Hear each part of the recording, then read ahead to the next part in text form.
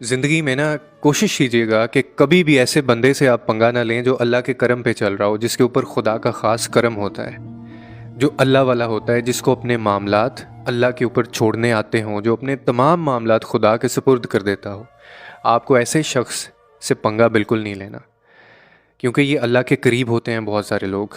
और इशफाक अहमद साहब से भी पूछा गया था एक दफ़ा, उनकी किताब में भी इसका ज़िक्र है। वो कहते हैं कि ऐसे शख्स से आपको बिल्कुल पंगा नहीं लेना जो करम के ऊपर चल रहा होता है अल्लाह ताला के। फिर उनसे किसी ने सवाल किया कि इशफाक साहब, ये जो करम होता है ये कैसे पता चलता है कि इस अल्लाह का करम है किसी शख्स के ऊपर? तो आगे से आपने फरमाया कि इसका तो कोई फार्मूला नहीं है कि अल्लाह का करम किन लोगों के ऊपर होता है या कौन लोग करम वाले होते हैं, लेकिन हाँ, मैंने जो मुशाहिदा किया है वो कहते हैं कि मैं वो आपके सामने रख देता हूँ यानी मैंने जिस जिस को भी देखा है जो करम वाला था, जिसको मैंने करम वाला पाया, उनकी मैं कुछ निशानियां आपको बता देता हूँ। ऐसे लोगों से आपने कभी पंगा नहीं लेना, ऐसे लोगों को कभी आपने तंग नहीं करना, बिला वजह उनको तकलीफ़ अजियत नहीं देनी आपने, क्योंकि इनका डायरेक्ट अल्लाह के साथ ताल्लुक़ होता है। अब उन्होंने कहा वो कौन सी ऐसी चीज़ें थीं?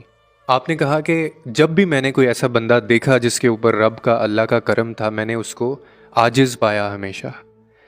पूरी अकल होने के बावजूद बहुत सीधा सा बंदा, कभी यानी अपने आप को वो इतना स्मार्ट नहीं समझेगा, बिल्कुल सीधा साधा होगा और अपनी अकल को इस्तेमाल ज़रूर करेगा, लेकिन अपने आप को समझेगा नहीं कि मुझे सब कुछ पता है। नहीं, बहुत ज़्यादा तेज़ी नहीं दिखाएगा, फिर उलझेगा नहीं मामलात के अंदर, आपको रास्ता दे देगा, कभी अड़ेगा नहीं आपके आगे। गुस्से में आप ऐसे बंदे को कभी नहीं देखेंगे, अगर गुस्सा आएगा भी तो पी जाएगा।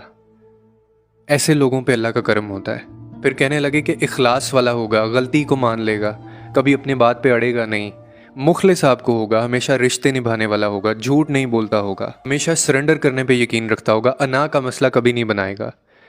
जिसके ऊपर अल्लाह का करम होता है ना, उसकी ज़ात से हमेशा दूसरों को फ़ायदा होता आप देखेंगे। वो खुद बहुत कम आपको फ़ायदा लेता हुआ नज़र आएगा। और हम लोग पहले अपना फ़ायदा सोचते हैं। हम पे खुदा का करम कैसे हो?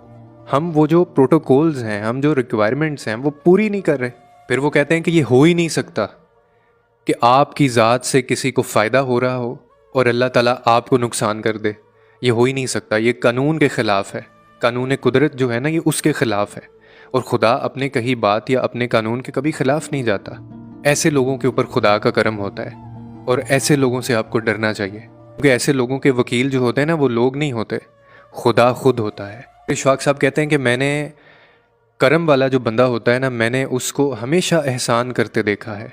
उसका दर्जन जो है ना, वो 13 का होता है, 12 का नहीं होता। हमेशा अपने हक से ज़्यादा देते हुए देखा उसको, क्योंकि अल्लाह के साथ ताल्लुक़ मजबूत है ना।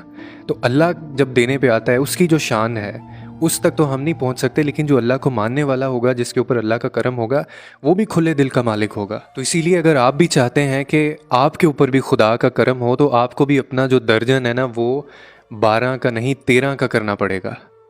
आपको भी अपने हक से थोड़ा ज़्यादा देना पड़ेगा, आपको भी कमिटमेंट से थोड़ा ज़्यादा करना पड़ेगा। फिर देखें आपके ऊपर खुदा का करम कैसा होता है। और अगर आप ये हिसाब किताब में पड़े रहेंगे, तो हिसाब के साथ चलेंगे तो हिसाब ही लिया जाएगा और हिसाब ही होगा।